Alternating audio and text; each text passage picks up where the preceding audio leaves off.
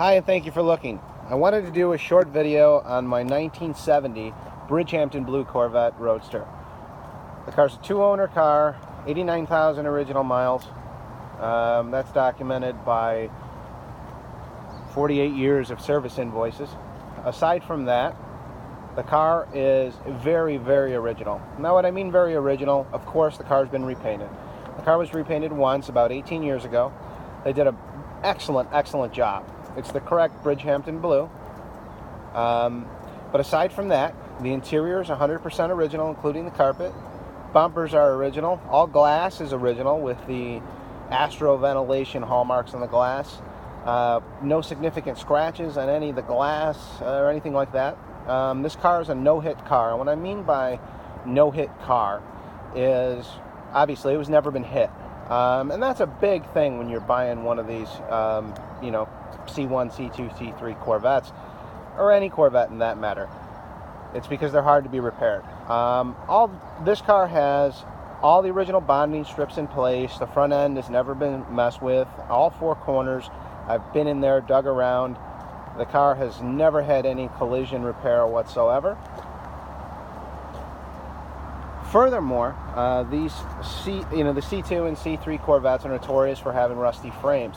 The significance of that is because they had box frames, and the box frames would typically rust from the inside out. When they would rust from the inside out, they would make the frames, let's say, flex under stress or load. And that's where these cars got their nickname as riding like trucks. Most of them ride like pickup trucks, I'll be honest with you. I've driven many of these. And I've had this car for a long time. And what I like about this car is that the frame is rock solid inside and out. The birdcage, which is the windshield surround and basically the firewall surround, and it actually goes all the way back toward the rear wheels, and you have to pull the car kind of apart to see that kind of stuff. And it's painted with a green oxide primer, and it's in excellent condition. The birdcage is perfect. The frame is perfect. And another big thing that people don't really think about when they're buying one of these cars is the body mounts. All the body mounts are rubber, and these cars are going on 50 years old now. And the rubber tends to degrade when these cars go from hot to cold climates and have been driven. They just wear out. And to remove those, the body needs to be lifted off the frame. It's a major repair. And this car, all the body mounts are absolutely perfect. Very rare to find a car that has perfect body mounts and a perfect frame and a perfect birdcage. It's never been hit. The car drives so nice and so solid. I'll take you on a test drive video. It does not rattle whatsoever. And everything works on the car. Obviously, the car has the original engine, transmission, rear end, CTG code 320 or 350, 300 horsepower, turbo 400 transmission, 308 positive traction rear end. It's been completely gone through, resealed. The brakes have been stainless steel sleeved. The car just runs and drives like a new car. You can come and look at this car and drive it home. And when I mean you can drive it home, I don't really say that very often, because with a lot of the cars in my collection, some of the belts may be old, some of the hoses may be old, and this car, everything has been replaced. So you can hop in this car and you can drive it anywhere. That's what I wanted this car to do, and it does exactly that. When I had the convertible top up, I wanted to not hear any wind noise. When I have the convertible top up and I'm washing the car, I do not want the inside to get wet. So many hours of adjustment have gone into making all that into fruition.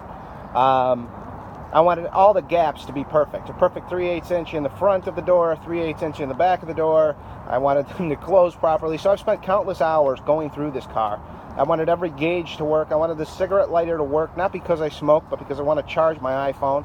So I went through great lengths to make sure that this car runs and drives like a brand new 70 Corvette. And in all honesty, I believe that I've accomplished that mission. Now, the car runs great, fires right up, kicks down great, doesn't smoke, Doesn't use any oil. Doesn't knock. Doesn't tick. Trans shifts great. Brakes are true. The car's been four-wheel aligned. It stops great.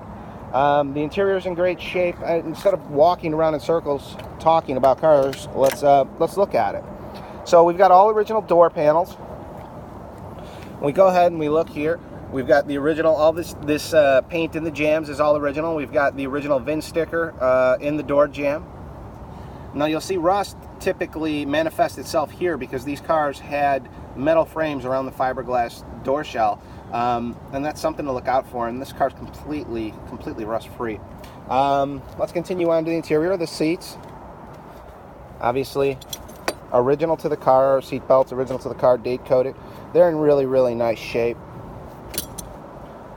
Carpets are all original. They're in great shape. You've got your owner's manual Protecto plate right in there.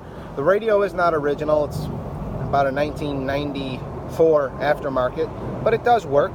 All the gauges work as they're supposed to. Chrome is all excellent. Now let's talk about those frame issues, and let's talk about Corvette frame issues here.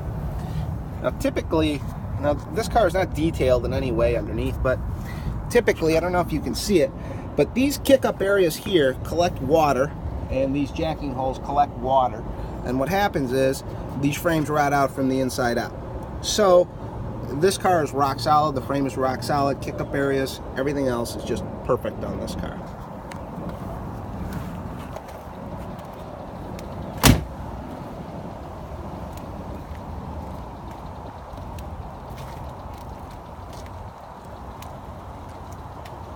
You'll look and you'll see that the gaps are all excellent.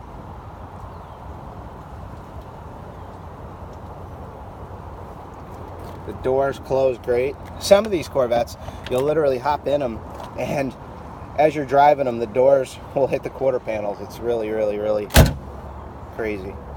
But as you can see, original carpet here. Once again, seat belts. I don't really want to hide anything here.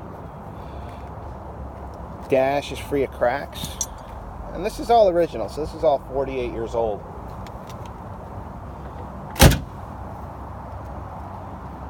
Let me show you that other kick-up area here. It's perfect. You can look and you can see the thickness of the frame there, and actually the keyhole there for when the car's put on a tow truck.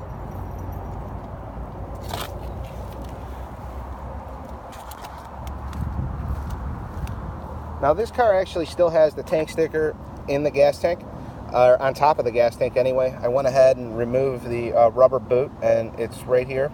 From what I can see with my borescope, fully legible and all that. So let's go ahead and check some functions of things here.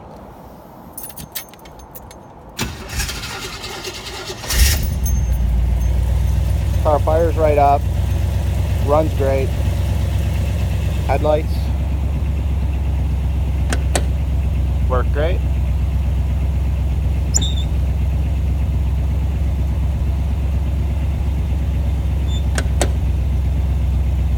I'll show you that all the lights do work.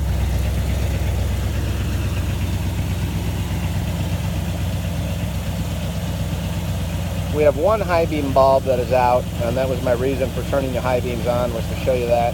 I've got to go in and change that, and I actually should rectify that because that just went out. But all the running lights do work.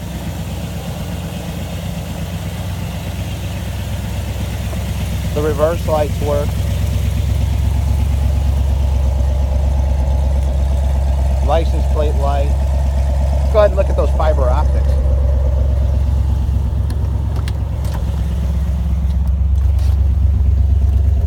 Now the fiber optics are lit up for our right lamps and our left lamp here. Turn signal. Both turn signals. Shut off those brakes for you. Wiper door.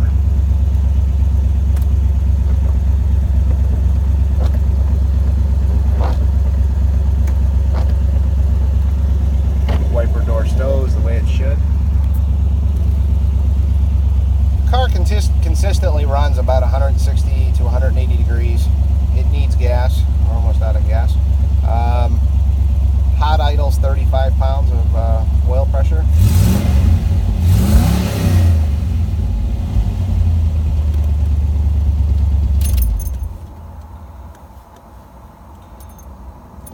like any Corvette, you need to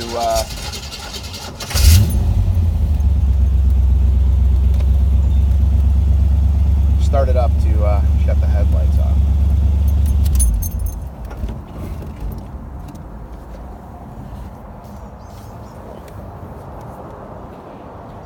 I'm going to go ahead and do a test drive video, and you guys can take it from there.